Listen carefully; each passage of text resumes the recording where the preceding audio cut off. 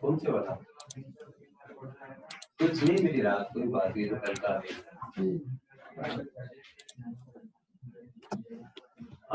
Last class में अपन ने tie line और लीवर रूल पढ़ा था, सबको समझ में आ गया था? किसी को डाउट हो तो अभी भी पूछ सकता है। उसके बाद कूलिंग का भी अपन ने स्टार्ट किया था, पर पूरा कंप्लीट नहीं हो पाया था। हमने कुछ बेसिक चीजें देख ली थी कूलिंग कर्व में, जैसे कि अपन ने डिग्री ऑफ फ्रीडम देख लिया था, और इस पॉइंट पे अपन ने डिग्री ऑफ फ्रीडम देखा था।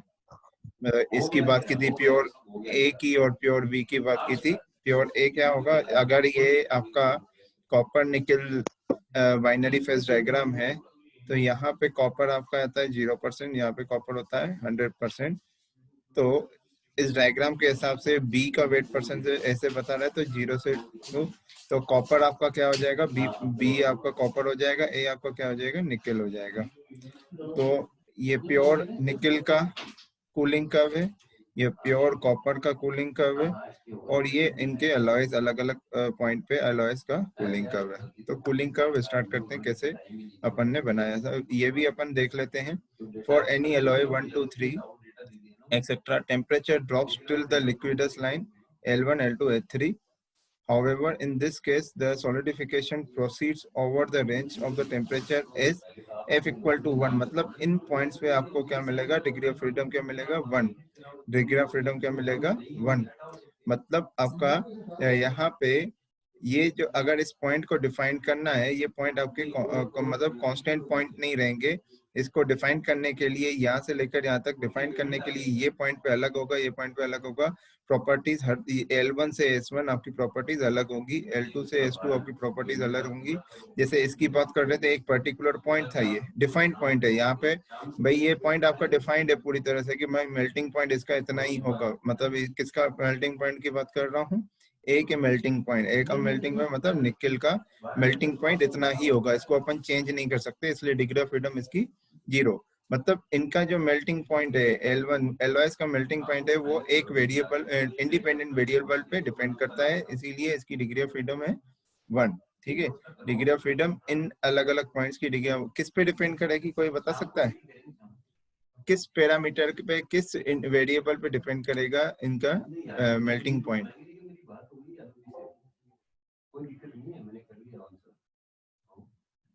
कंपोजिशन कांस्टेंट है, टेम्परेचर चेंज हो रहा है, तो टेम्परेचर आपका यहाँ पे इंडिपेंडेंट, आपका यहाँ पे टेम्परेचर पे डिपेंड करेगा। आपका मेल्टिंग टेम्परेचर और चेंज हो रहा है, टेम्परेचर आपका वाई एक्सिस पे है, तो ये आपका डिपेंडेंट वेरिएबल होगा। तो टेम्परेचर तो ये आपको यहाँ पे वेरिएबल हुआ ही नहीं, तो इंडिपेंडेंट वेरिएबल कौन सा होगा जिसकी वजह से ये आपका चेंज हो रहा है? यहाँ पे कोई बता सकता है? यहाँ पे इंडिपेंडेंट वेरिएबल है टाइम। यहाँ पे इंडिपेंडेंट वेरिएबल क्या है, टाइम। टाइम की वजह से आपका यहाँ पे टाइम एक इंडिपेंडेंट वेरिएबल है, जो जिसकी वजह से आपका डिग्री ऑफ फ्रीडम क्या आ रहा है, 1 आ रहा है। ठीक है, तो डिग्री ऑफ फ्रीडम कैसे निकालते हैं अपन?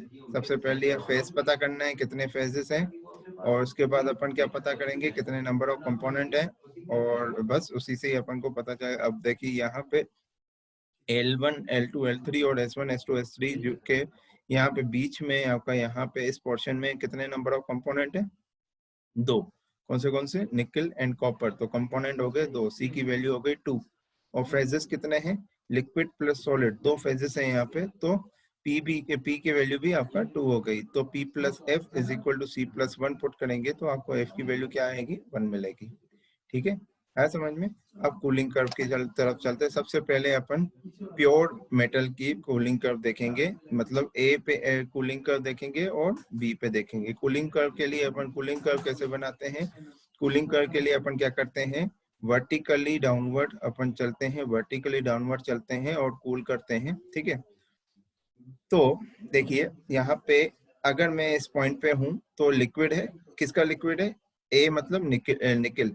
यहाँ पे निकल आपका यहाँ पे 100% है, ठीक है, कॉपर 0% है, तो मतलब यहाँ पे आपका ये लिक्विड, यहाँ इस पॉइंट पे आपको लिक्विड किसका मिलेगा, निकल का मिलेगा। निकल का लिक्विड को कूल करते जाते हैं, जैसे जैसे कूल करते हैं इस पॉइंट पे पहुंचते हैं। अब ये पॉइंट जो यहाँ से लेकर यहाँ तक गए थे, तो कुछ अगर मान लो कि यहाँ पे टेम्परेचर 1300 है और यहाँ पे टेम्परेचर एक्चुअली देख लेते हैं कितना टेम्परेचर है, एक्चुअली देख लेते हैं। देखिए जैसे मान लो अपन यहाँ पे हैं, तो एक्चुअली देख लेते हैं। यहाँ पे हैं अपन 1400 पे, तो 1400 पे आपका निकल क्या है, पूरा मेल्ट है, मतलब पूरा लिक्विड है, ठीक है। और जैसे ही अपन कूल होते जाते हैं 1085 डिग्री सेल्सियस टेम्परेचर पे पहुंचते हैं, तो 1400 से लेके 1085 डिग्री सेल्सियस पे पहुंचने में अपन को टाइम तो लगेगा ही। तो इसीलिए यहाँ पे कूलिंग कर्व में आपको क्या दिख रहा है, यहाँ पे कूलिंग कर्व में ये जैसे जैसे आपका टेम्परेचर डिक्रीज होता जाता है वैसे वैसे टाइम बढ़ता जा रहा है। देखिए ठीक है, लीनियर रिलेशन आपको दिखा रहा है, ये लीनियर बिल्कुल ठीक है। टेम्परेचर रिड्यूस होता जा रहा है, टाइम बढ़ता जा रहा है। जैसे ही इस पॉइंट पे पहुंचता है, इस पॉइंट पे जैसे ही इस पॉइंट पे पहुंचता है, मतलब 1085 डिग्री सेल्सियस पे पहुंचता है, यहाँ पे आपको कितने फेजेस मिलते हैं, 2 फेज मिलते हैं। यहाँ पे आपको कितने फेज मिलते हैं, 2। कौन से लिक्विड भी इस पॉइंट पे आपका वो मेल्टिंग पॉइंट भी है ये, और ये आपका सॉलिडिफिकेशन पॉइंट भी है। मतलब इस पॉइंट पे आपको लिक्विड भी मिलेगा, सॉलिड भी मिलेगा। तो कंप्लीट सॉलिड बनने के लिए कुछ टाइम लगेगा उसको, और कांस्टेंट टेम्परेचर पे ही टाइम, भाई इतने ही टेम्परेचर पे ही आपको सॉलिडिफाई होना है। तो जैसे ही 1085 डिग्री सेल्सियस पे पहुंचेगा, फिर उसको क्या है, कांस्टेंट टेम्परेचर पे सॉलिडिफाई होने में कुछ टाइम लगता है मटेरियल को। तो कांस्टेंट टेम्परेचर पे सॉलिडिफाई होने के लिए, मतलब पहले जैसे ही यहाँ पे पहुंचा ए से पी, यहाँ पे ये मटेरियल आपका लिक्विड था, फिर जैसे ही इसने थोड़ा टाइम गुजारा कांस्टेंट टेम्परेचर पे, तो क्यू पे पहुंचा, तो क्यू पे ये क्या हो गया, सॉलिडिफाई हो गया। क्यू पे क्या हो गया, सॉलिडिफाई हो गया। फिर जैसे ही और रिड्यूस करोगे तो आपको ये कर्व मिलता रहेगा। तो आपको प्योर मेटल का कूलिंग का समझ में आया कैसे बनता है। यहाँ पे हॉरिजॉन्टल लाइन क्यों दिख रही है, क्योंकि यहाँ पे P से Q जाने में P पॉइंट पे आपका लिक्विड है, Q पॉइंट पे आपका मेटल सॉलिड है। तो P से Q जाने में आपको क्या, फेज चेंज जब होता है तो टेम्परेचर क्या होता है, कांस्टेंट होता है। ये तो सबको ही पता है। जब फेज चेंज होता है तो प्रेशर एंड टेम्परेचर दोनों क्या होते हैं, कांस्टेंट होते हैं। तो यहाँ पे इस पॉइंट से अपन अभी टेम्परेचर की बात कर रहे हैं, प्रेशर की बात कर ही नहीं रहे हैं, क्योंकि कांस्टेंट प्रेशर पे ही आपका फेज डायग्राम बना है। तो यहाँ से लेकर यहाँ तक अपन जा रहे हैं, तो P पे आपका लिक्विड है, Q पे आपका सॉलिड है। तो दोनों का टेम्परेचर क्या है, कांस्टेंट है, और टाइम क्या हो रहा है, चेंज। तो P से Q जाने में इनको टाइम तो लगेगा, इसलिए यहाँ पे लाइन आपकी क्या हो गई, हॉरिजॉन्टल लाइन हो गई। फिर जैसे फर्दर Q से, या मतलब Q अगर बात कर रहे हैं तो Q पॉइंट आपका यही है, यही आपका क्यू पॉइंट है। पहले जैसे ही पी पे पहुंचता है मतलब लिक्विड है, फिर जैसे ही यहीं पे रुक के थोड़ा टाइम गुजारता है, फिर क्यू बन जाता है। वो क्यू बनने के बाद फिर से कूल करेंगे, तो आपको टाइम के साथ साथ टेम्परेचर डिक्रीज होता जाएगा। तो ये कूलिंग कर्व किसका हो गया, प्योर एल्यूमिनियम, सॉरी प्योर निकल का। ऐसे ही अपन इस पॉइंट की बात करें, यहाँ पे इसके करस्पॉन्डिंग ये वाला पॉइंट आपका हो गया, ये देखिए इसके करस्पॉन्डिंग आपका कौन सा पॉइंट हो गया, ये वाला। अब देखिए यहाँ पे अपन है, ठीक है, यहाँ पे है, ठीक है, यहाँ पे है। जैसे ही यहाँ पे आपको लिक्विड किसका मिलेगा, कॉपर का लिक्विड मिलेगा। कॉपर यहाँ पे 100% है, कॉपर आपको यहाँ पे 100% है। फिर वही डायग्राम पे चलते हैं, वहां पे ज्यादा बताना ज्यादा सही है। जैसे ही अपन 2800 डिग्री सेल्सियस पे हैं और यही इस पॉइंट पे हैं, तो यहाँ पे आपका कॉपर क्या है, 100% है, मतलब प्योर कॉपर है यहाँ पे। इस डायग्राम से ये भी पता चल रहा है कि कॉपर का मेल्टिंग पॉइंट ज्यादा है एज कंपेयर टू निकल। अगर प्योर निकल की बात करते हैं, तो प्योर निकल की बात करते हैं तो उसकी मेल्टिंग पॉइंट क्या है, 1085। अगर प्योर कॉपर की बात करते हैं तो उसका मेल्टिंग पॉइंट कितना है, 2600 से ज्यादा। 2600, ये 2700 है, तो 2650 मान लीजिए। वो ठीक है, 2650 आया समझ में। ये एक्चुअली फ़ारेनहाइट में है, गलत बोल दिए। 1085 डिग्री सेल्सियस पे आपको निकल, प्योर निकल है। और यहाँ पे मतलब इसका कह सकते हैं कि निकल का जो मेल्टिंग पॉइंट होता है 1085 डिग्री सेल्सियस होता है। और यहाँ पे देखिए आपको क्या मिल रहा है, कॉपर 100%, मतलब कॉपर प्योर कॉपर है, तो कॉपर का मेल्टिंग पॉइंट कितना होता है 1453 डिग्री सेल्सियस, 1453 डिग्री सेल्सियस। तो फेज डायग्राम में अपन जब फेज डायग्राम स्टार्ट कर रहे थे तो कौन सी इंफॉर्मेशन मिलेगी, उनमें से एक पॉइंट ये भी था कि भाई मेल्टिंग पॉइंट और सॉलिडिफिकेशन पॉइंट बताता है फेज डायग्राम। तो ये इसका प्रूफ है कि आपको बता रहा है कि कॉपर का कितना मेल्टिंग पॉइंट है और निकल का कितना मेल्टिंग पॉइंट है। तो यहाँ पे तो मेल्टिंग पॉइंट किसका ज्यादा हुआ, मेल्टिंग पॉइंट किसका ज्यादा हुआ, मेल्टिंग पॉइंट किसका ज्यादा होगा, कॉपर का। कॉपर का। तो वो कितना है 1453। तो जैसे ही अपन पहले मान लीजिए कि अपन इस पोजीशन पे हैं 2800 डिग्री सेल्सियस पे हैं, सॉरी 2800 नहीं 1500 पे, मतलब 1500 से ऊपर, क्योंकि यहाँ पे फ़ारेनहाइट में लिखा हुआ है, यहाँ पे इसमें लिखा हुआ है, ठीक है। तो जैसे ही अपन 1500 पे हैं, 1500 से 1453 तक जाएंगे तो टेम्परेचर धीरे धीरे डिक्रीज होता जाएगा। यहाँ से लेकर यहाँ तक आपको लिक्विड ही मिलेगा। कौन सा लिक्विड, कॉपर लिक्विड मिलेगा। और टाइम के साथ साथ आपका टेम्परेचर भी डिक्रीज होता जाएगा। तो कैसे जाएगा कर्व, ऐसे ऐसे जाएगा लीनियर, ठीक है।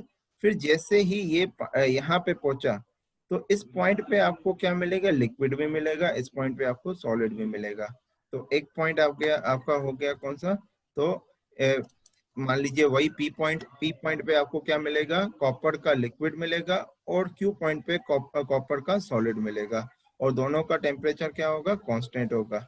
तो ये एक पॉइंट हो गया पी, और ये पॉइंट क्यू, इधर आपका कॉपर लिक्विड, ये यहाँ पे कॉपर सॉलिड, और दोनों की क्या है, दोनों का टेम्परेचर कांस्टेंट है, इसलिए यहाँ पे हॉरिजॉन्टल कर्व टाइम के साथ। तो पी से क्यू पहुंचने में टाइम लगता है, तो इसके बाद जैसे ही सॉलिड बन गया और कूल करेंगे तो ये टाइम के साथ आपका टेम्परेचर रिड्यूस होते जाता है। तो आपको ये दो कौन से मिल गए, एक तो प्योर कॉपर का और प्योर निकल का आपको कूलिंग का समझ में आ गया। किसी को कोई डाउट है, डाउट हो तो अभी भी पूछ सकते हैं। अब देखिए यहाँ पे अब बात करते हैं एलॉय की। हम तीनों की बात नहीं करेंगे, कोई एक पढ़ेंगे, बाकी आप लोग देखेंगे। तो पॉइंट्स आपको दिख रहे हैं, देखिए L1 पॉइंट कूलिंग कर्व में यहाँ पे दिख रहा है, S1 पॉइंट आपका यहाँ पे दिख रहा है, ठीक है। यहाँ से तो बिल्कुल कॉमन होगा, ये आपका लिक्विड है, एलॉय, लिक्विड एलॉय है। तो लिक्विड एलॉय से L1 में जाने के लिए आपका टेम्परेचर रिड्यूस होता जाएगा, तो टाइम के साथ टेम्परेचर रिड्यूस होता जाएगा। जैसे ही L1 पे पहुंचा तो L1 पे आपका ये लिक्विडस लाइन है, L1 पे आपका लिक्विडस लाइन है। जैसे ही लिक्विडस लाइन के नीचे जाते हैं तो मटेरियल आपका जो एलॉय है वो सॉलिडिफाई होना स्टार्ट होता है, सॉलिडिफाई होना स्टार्ट होता है। और कंप्लीट सॉलिडिफाई कब बनता है, S1 में जाके कंप्लीट सॉलिडिफाई बनता है। पर आप देख सकते हैं L1 से S1 जाने में यहाँ पे टेम्परेचर अब कांस्टेंट नहीं है, यहाँ पे अब टेम्परेचर कांस्टेंट नहीं है। देखिए यहाँ पे टेम्परेचर कुछ दूसरा है और यहाँ पे टेम्परेचर कुछ दूसरा है। तो यहाँ से यहाँ जाने में भी टाइम तो लग रहा है, टाइम के साथ साथ आपका टेम्परेचर भी चेंज हो रहा है। इसीलिए यहाँ पे L1 से S1 जाने में टेम्परेचर को भी चेंज किया है, टेम्परेचर भी चेंज हो रहा है और टाइम भी चेंज हो रहा है। तो L1 से S1 जाने में कुछ टाइम तो लगेगा ही, तो ये तो आपका टाइम तो कंटिन्यूस बढ़ेगा ही बढ़ेगा। तो L1 से S1 जाने में आपका L1 से S1 यहाँ पे टेम्परेचर कांस्टेंट नहीं है। यहाँ पे लिक्विड से सॉलिड बनने में टेम्परेचर कांस्टेंट था बिल्कुल, इसीलिए यहाँ पे हॉरिजॉन्टल लाइन थी। यहाँ पे आपका लिक्विड से सॉलिड बनने में आपका यहाँ पे टेम्परेचर कांस्टेंट नहीं था। आप यहाँ पे देख सकते हैं ये L1 यहाँ है, S1 यहाँ है, तो L1 का टेम्परेचर दूसरा है, S1 का टेम्परेचर दूसरा है। तो L1 से S1 जाने में यहाँ पे टेम्परेचर कांस्टेंट नहीं है, इसलिए ये कर्व ऐसा बन गया। ऐसे ही कंपेयर कर सकते हैं L2 और S2 से भी कंपेयर कर सकते हैं। L2 से S2 आपका टेम्परेचर चेंज हो रहा है। तो यहाँ पे आपका यहाँ पे जो L1 से S1 जाने के लिए टेम्परेचर आपका चेंज होता है। टेम्परेचर मतलब यहाँ पे अगर L1 से S1 के बीच में अपन को इनफाइनाइट नंबर ऑफ पॉइंट्स मिलते हैं, इनफाइनाइट नंबर ऑफ पॉइंट्स मिलते हैं। हर एक पॉइंट को डिफाइन करने के लिए एक इंडिपेंडेंट वेरिएबल है, हर एक पॉइंट को डिफाइन करने के लिए एक इंडिपेंडेंट वेरिएबल है। इसीलिए यहाँ पे डिग्री ऑफ फ्रीडम आपको क्या मिलती है, 1। तो इंडिपेंडेंट वेरिएबल कौन है यहाँ पे, टाइम। टाइम क्या है, इंडिपेंडेंट वेरिएबल है। आया समझ में। तो यहाँ पे आपका कूलिंग कर्व किसका कंप्लीट होता है, आइसोमॉर्फस सिस्टम का कूलिंग कर्व, ठीक है। आता है question, define and draw the cooling curve of isomorphous system. ठीक है, तो आपको ये पूरा ऐसे डिफाइन करना पड़ेगा। ठीक है, और ये ग्राफ आपको प्लॉट करना रहेगा। आया समझ में? आगे चल के आएगा, आगे चल के यूटेक्टिक सिस्टम आएगा, यूटेक्टिक। और यूटेक्टिक होता क्या है वो भी बताऊंगा अभी आगे आने वाली क्लास में। तो यूटेक्टिक सिस्टम में भी कूलिंग कर्व आता है, कूलिंग कर्व आता है, तो वो भी अपन आगे चल के पढ़ेंगे। पहले तो अपन यूटेक्टिक सिस्टम पढ़ें क्या होता है एक्चुअली। ठीक है, ये डायग्राम शो कर रहा है अलग अलग पॉइंट पे क्या आपको माइक्रोस्ट्रक्चर दिखेगा। ये यहाँ पे भी अपन ये एक कंपोजिशन को कांस्टेंट कंपोजिशन लिया है 30 और 40 के बीच में, जो 30 और 40 में मान लीजिए 35% निकल, परसेंटेज ये कंपोजिशन वेट परसेंटेज निकल लिखा हुआ है, मतलब 35% आप पे निकल पे यहाँ पे लिक्विड से सॉलिड की ओर गए, तो ये वर्टिकल डायग्राम बना है। तो अपन को अलग अलग पॉइंट पे माइक्रोस्ट्रक्चर कैसा दिखेगा वो देख रहे हैं। देखिए यहाँ पे है तो अपन को प्योर लिक्विड मिलेगा, तो यहाँ पे आपको एक भी मतलब क्रिस्टल स्ट्रक्चर नहीं दिखेगा, क्रिस्टल स्ट्रक्चर यहाँ पे नहीं दिखेगा। जैसे ही नीचे जाते गए और ये अपन लिक्विडस लाइन पे पहुंचे, तो लिक्विडस लाइन के जस्ट बाद, जस्ट मतलब जस्ट नीचे जाते हैं तो अपन को क्या मिलता है, सॉलिडिफाई होना, लिक्विड का सॉलिडिफाई, अलॉय जो है सॉलिडिफाई होना स्टार्ट होता है। तो इस पॉइंट पे आपको कुछ कण मिलेंगे अल्फा के, ये अल्फा के कुछ कण दिख रहे हैं आपको, पूरा लिक्विड है और अल्फा के कुछ कण है। जैसे जैसे आप नीचे जाते जाओगे अल्फा के कण बड़े होते जाएंगे, ये पार्टिकल्स जो हैं बड़े होते जाएंगे। आप यहाँ पे सी पॉइंट पे देख सकते हैं स्ट्रक्चर कैसा है। तो अल्फा के जो को कण दिख रहे हैं वो बड़े दिख रहे हैं, धीरे धीरे बड़े होते जाएंगे ये। ठीक है, इस पॉइंट पे आएगा, इस पॉइंट पे आएगा तो आपको ये थोड़ा सा लिक्विड मिलेगा और बाकी सब आपको सॉलिड अल्फा मिलेगा। और जैसे ही यहाँ से नीचे चले गए और यहाँ पे आपको मिलेगा प्योर, आपको कंप्लीट सॉलिड मिलेगा। तो यहाँ पे आपको ग्रेन बाउंड्रीज के साथ ग्रेन्स भी दिख रही हैं अल्फा की। ठीक है, ये है माइक्रोस्ट्रक्चर। ठीक है, कैसे चेंज होता है आपको समझ में आ गया। आगे बढ़ते हैं, अब बात करते हैं लिमिटेड सॉल्युबिलिटी की। लिमिटेड सॉल्युबिलिटी मतलब non isomorphous system, non isomorphous system. तो नॉन आइसोमॉर्फस सिस्टम में आपको बहुत सारे पॉइंट्स मिलते हैं। उनमें से जो बेसिक पॉइंट्स हैं वो दो पॉइंट कौन से होते हैं, एक तो यूटेक्टिक पॉइंट होता है, दूसरा पेरिटेक्टिक पॉइंट होता है। मैंने यहाँ पे इक्वेशन में लिखा भी है, जब एक लिक्विड दो सॉलिड में कन्वर्ट होता है, जब एक लिक्विड, जैसे ही हम हमेशा क्या करते हैं, कूल करते हैं, वर्टिकली डाउनवर्ड जाते हैं। तो वर्टिकली डाउनवर्ड जाते जाते पहले लिक्विड है अपना, तो अभी तक क्या हो रहा था, अभी तक क्या हो रहा था, देखिए अभी लिक्विड है और जैसे जैसे नीचे जा रहे थे तो अपन को यहाँ पे इस पॉइंट पे एक लिक्विड से एक सॉलिड मिला। कौन सा सॉलिड? अल्फा सॉलिड मिल रहा था। तो ऐसा पॉइंट आएगा कि आगे चल के कि जैसे अब जैसे ये आपका कंप्लीटली सॉल्युबल है सॉलिड में भी और लिक्विड में भी, तो आपको एक ही पार्टिकल मिलना है अल्फा। अब ऐसा सिस्टम जिसमें आपको कंप्लीट सॉल्युबल नहीं है, मटेरियल आपका कंप्लीट सॉल्युबल नहीं है, तो अपन को क्या मिलेंगे, दो सॉलिड मिलेंगे। ठीक है, दो सॉलिड मिलेंगे या कितने भी, तीन भी मिल सकते हैं, सॉलिड मिल सकते हैं आगे चल के, तो वो उसके बारे में टर्नरी डायग्राम में अपन पढ़ेंगे। तो अभी दो की ही बात करते हैं। तो जैसे मान लीजिए यहाँ पे आपका कंप्लीटली सॉल्युबल नहीं है मटेरियल, आपका कंप्लीटली सॉल्युबल नहीं है, तो यहाँ पे दो आपको सॉलिड मिलते हैं, एक तो अल्फा दूसरा बीटा। तो जैसे ही आप कूल करते हैं एलॉय को, तो इस पॉइंट पे आएंगे, इस पॉइंट पे आपको आएंगे तो आपको मिलेंगे दो सॉलिड, एक तो अल्फा दूसरा बीटा। जैसे यहाँ पे एक ही मिल रहा है ना, वहाँ पे दो मिलते हैं, अल्फा और बीटा। तो जब एक लिक्विड आफ्टर कूलिंग दो सॉलिड में कन्वर्ट होता है, तो उस पॉइंट को अपन क्या कहते हैं, उस पॉइंट को अपन कहते हैं यूटेक्टिक पॉइंट। उसको पॉइंट को क्या कहते हैं, यूटेक्टिक पॉइंट। ये आएगा डायग्राम, आपको डायग्राम एक दिखाई देते हैं, जैसे यहाँ पे देख सकते हैं। ये पॉइंट ई क्या बताता है, यूटेक्टिक पॉइंट बता रहा है। यहाँ पे इस पूरे रीजन में आपको कितने सॉलिड मिल रहे हैं, एक तो अल्फा सॉलिड दूसरा बीटा सॉलिड। यहाँ पे आपका जो अलॉय है वो कंप्लीटली सोल्यूबल नहीं है, अलॉय जो है यहाँ पे कंप्लीटली सोल्यूबल नहीं है। या सॉलिड में आपको क्या क्या पार्टिकल मिलते हैं, एक तो अल्फा पार्टिकल मिलते हैं, दूसरा बीटा पार्टिकल। यहाँ पे इस वाले जोन में आप देख सकते हैं सिर्फ अल्फा ही है और इस वाले जोन में सिर्फ बीटा ही है। मतलब आपका यहाँ पे अलॉय यहाँ पे अलॉय का जो सॉलिड अलॉय सॉलिड है यहाँ पे आपका, तो यहाँ पे कंप्लीटली सॉल्युबल है अल्फा में, और यहाँ पे कंप्लीटली सॉल्युबल है बीटा में। पर यहाँ पे आपका यहाँ पे इस जोन में आपका यहाँ कंप्लीटली सॉल्युबल नहीं है। तो अगर जैसे मान लीजिए इस ई पॉइंट से ऊपर अपन ने यहाँ से वर्टिकल लाइन बनाई, जैसे ही मैं यहाँ से वर्टिकल लाइन बनाता हूँ, ये वर्टिकल लाइन बनाई, यहाँ से कूल करना चालू करेंगे, यहाँ पे लिक्विड है यहाँ तक, इसके बाद जैसे ही कूल करते हैं तो अपन को क्या मिलता है, अल्फा प्लस बीटा, मतलब एक लिक्विड कन्वर्ट हुआ दो सॉलिड में, तो ई पॉइंट आपका क्या कहलाएगा, यूटेक्टिक पॉइंट कहलाएगा। ठीक है, आया समझ में यूटेक्टिक पॉइंट। अभी अपन यूटेक्टिक पॉइंट की बात कर रहे हैं। पेरिटेक्टिक का अभी मैंने एग्जांपल अभी यहाँ पे शो नहीं किया है, तो आपको बस यही बता देता हूँ, ये आप इसकी इक्वेशन देख लीजिए।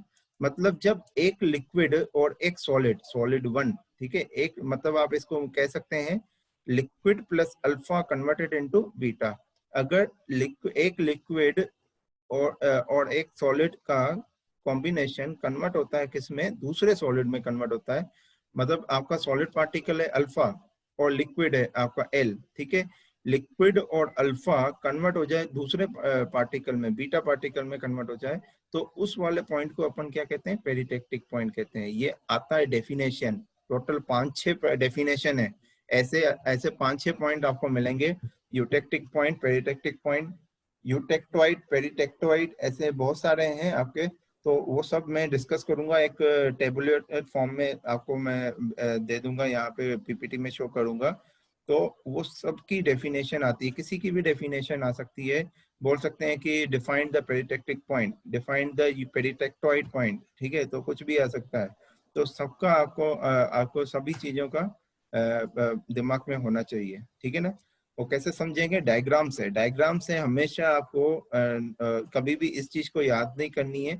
जैसे अभी मैंने यूटेक्टिक पॉइंट दिखाया, तो यूटेक्टिक पॉइंट इस पॉइंट पे, जैसे अपन जैसे ही फेज डायग्राम देखते हैं और मैं पूछता हूं कि यहाँ पे आपको यूटेक्टिक पॉइंट कहाँ मिलता है, तो आप बताएंगे कि ई पॉइंट पे मिलता है। इसका मतलब आपको पता है यूटेक्टिक पॉइंट, और इसका फिर डेफिनेशन भी आप लिख सकते हैं।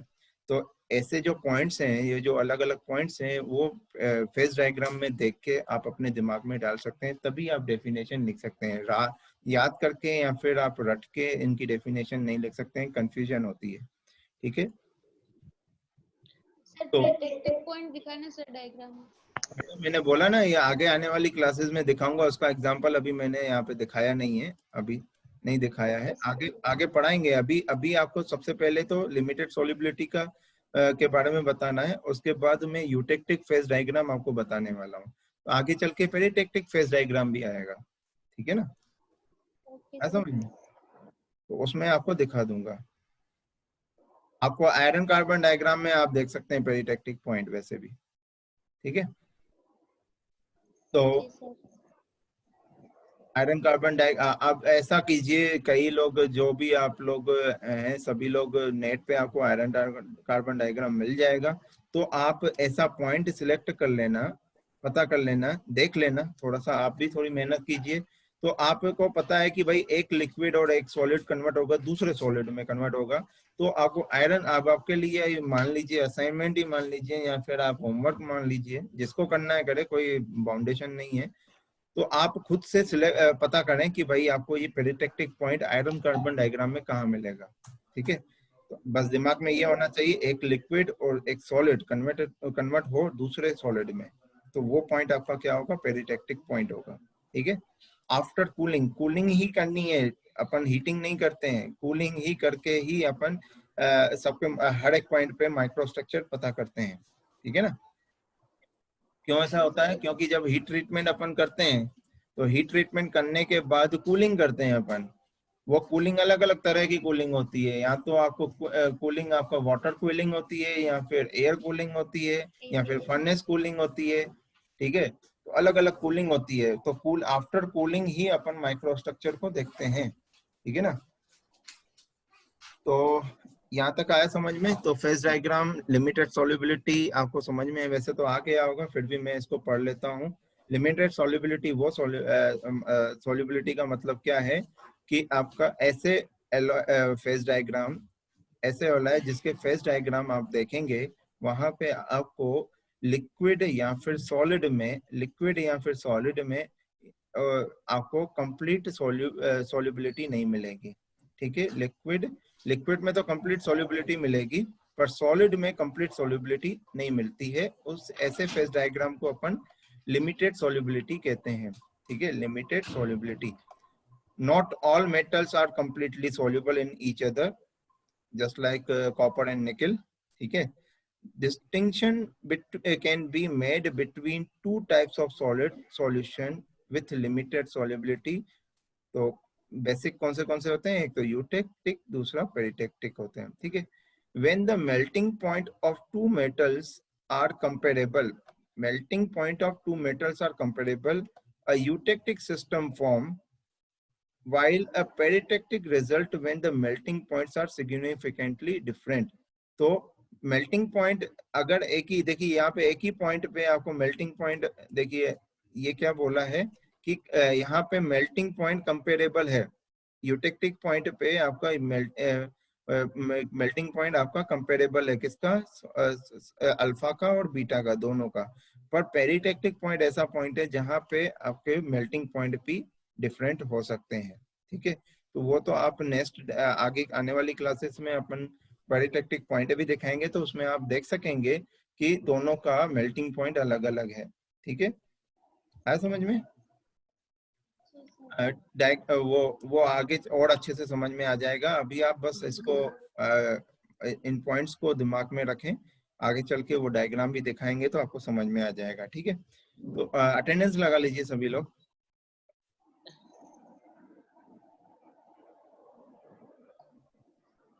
जल्दी से अटेंडेंस लगा लीजिए सभी। टोटल 20 अटेंडेंस चाहिए।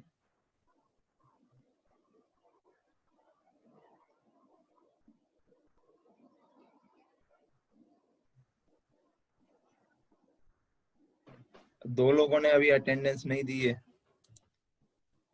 देखते हैं किस किस ने दिया है अटेंडेंस। जसवंत, ललित, राघवेंद्र, हेमंत, रचित, मनराज, खुशीराम, विनोद, धैर्य, आशीष मीना रोल नंबर 4, सोनू, नवीन, विश्वजीत, कृष्णा, दीपचंद, सुमित, अंकित, शेख। रोल नंबर 5 उसने नहीं दिया शायद। आशीष मीना एक ही है, दो है, दोनों आए हैं, दोनों आए हैं। रोल नंबर 5 वाले ने नहीं दिया है। दे दिया अटेंडेंस? और कौन बचा? एक ही आया। नहीं, यहाँ पे तो दोनों बता रहे हैं। नहीं सर, एक ही है। दूसरा अंकित है सर, आशीष नहीं है। आज अंकित और आशीष है, 2 आशीष का है। ठीक है, ठीक है, हो गए सबकी अटेंडेंस? ठीक है। The eutectic system reaction is defined as the one which generate two solids from the liquid। आपको डेफिनेशन कैसे लिखनी है? देखिए ऐसे, eutectic reaction is defined as the one which generates two solids from the liquid at a given temperature and composition। यहाँ पे composition और temperature क्या है? कांस्टेंट है। यहाँ पे देखिए, ये टेम्परेचर यहाँ पे क्या है मिल रहा है? 779 डिग्री सेल्सियस, और आपका और जो कंपोजिशन है वो भी कांस्टेंट है, जो CE दिखा रहा है यहाँ पे। ठीक है, तो यूटेक्टिक पॉइंट की डेफिनेशन लिखने के बाद आपको ऐसे भी लिखना होता है, L is converted into alpha and beta। Peritectic is liquid plus solid 1 is converted into solid 2। इसको अपन लिख सकते हैं ऐसा। In both the cases 3 phases, 2 solid 1 liquid, 2 solid 1 liquid। ये लिक्विड और यहाँ पे 2 सॉलिड। तो इस पॉइंट पे मेन पॉइंट तो ये है, यहाँ पे इस ई पॉइंट पे, यूटेक्टिक पॉइंट पे कितने फेजेस मिलते हैं? कितने फेजेस मिलेंगे यूटेक्टिक पॉइंट पे? यूटेक्टिव पॉइंट पे अपन को मिलेंगे 3 फेज, एक तो लिक्विड, दूसरा 2 सॉलिड के फेज और एक लिक्विड। ठीक है, तो ई पॉइंट पे अपन को, यूटेक्टिव पॉइंट पे कितने अपन को फेजेस मिलते हैं? 3 फेजेस मिलते हैं। तो क्वेश्चन आता है, बहुत बार आ चुका है। मैंने तो कंपटीशन एग्जाम में गेट में तो नहीं देखा है, शायद आया होगा, ध्यान नहीं है, पर मैंने कंपटीशन, बहुत सारे कंपटीशन एग्जाम में, शायद मैंने ONGC में देखा है, इंजीनियर्स इंडिया लिमिटेड के एग्जाम में देखा है कि वो बोलते हैं कि find out the degree of freedom at the eutectic point, find out the degree of freedom at eutectic point. तो यूटेक्टिक पॉइंट पे, यहाँ पे यूटेक्टिक पॉइंट पे कितने नंबर ऑफ फेजेस हैं? Number of phases 3। कंपोनेंट कितने हैं? 2। कौन से? Copper and silver. Nickel. Copper and silver का है। कॉपर एंड निकल तो वो है बेटा, क्या कॉपर एंड निकल में तो मिलेगा ही नहीं यूटेक्टिक पॉइंट, वो आपका कंप्लीटली आइसोमॉर्फस सिस्टम है। ये वाला जो डायग्राम बता रहा हूँ ये है आपका यूटेक्टिक फेज डायग्राम, उसका एग्जांपल है कॉपर सिल्वर, ठीक है।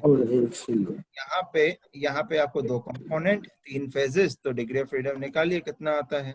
ये देखिए आंसर इसका आएगा 0, डिग्री ऑफ फ्रीडम 0। और 0 आएगा ही आएगा ना, तो डिफाइंड पॉइंट, तभी तो इसको पॉइंट बोला। यूटेक्टिक रिएक्शन को अपन पॉइंट क्यों बोल रहे हैं? क्योंकि ये एक पॉइंट डिफाइंड पॉइंट है जिसकी वैल्यू डिफाइंड है, जिसका टेम्परेचर कांस्टेंट है, इसको चेंज नहीं कर सकते, 779 डिग्री सेल्सियस ही रहेगा, इतने ही कंपोजिशन पे रहेगा। कंपोजिशन चेंज करेंगे तो आपका फेज ही चेंज हो जाएगा बिल्कुल। आपका यहाँ पे फेज डायग्राम में अलग अलग ये पॉइंट बिल्कुल डिफाइंड है, और इस पॉइंट पे आपको डिग्री ऑफ फ्रीडम क्या मिलेगा? 0 ही मिलेगा, ठीक है, मिलेगा 0 ही मिलेगा, ठीक है। तो ऐसे ही पेरिटेक्टिक पॉइंट पे भी कितने फेजेस मिलते हैं? 3 फेजेस मिलते हैं, एक सॉलिड 1, सॉलिड 2, तीसरा लिक्विड। तो in both cases the 3 phases, 2 solid 1 liquid, coexist and the degree of freedom F is equal to 0. This is known as invariant reaction or transformation. इसको अपन क्या कहते हैं? जहां पे F is equal to 0 मिलता है, डिग्री ऑफ फ्रीडम 0 मिलता है, उसको अपन क्या कहते हैं? इनवेरिएंट रिएक्शन कहते हैं या फिर इनवेरिएंट ट्रांसफॉर्मेशन कहते हैं, ठीक है। इसके बाद है आपका बेटा, आप मेरे को, अभी टाइम कितना हुआ है? आप मेरे को फिर से ज्वाइन कीजिए, अभी 2 मिनट में फिर से ज्वाइन कीजिए। तो यूटेक्टिक डायग्राम भी थोड़ा सा समझा देता हूँ, ठीक है। फिर से ज्वाइन कीजिए, अभी मैं इसको एंड करूँ और उसी टाइम ज्वाइन करना, ठीक है।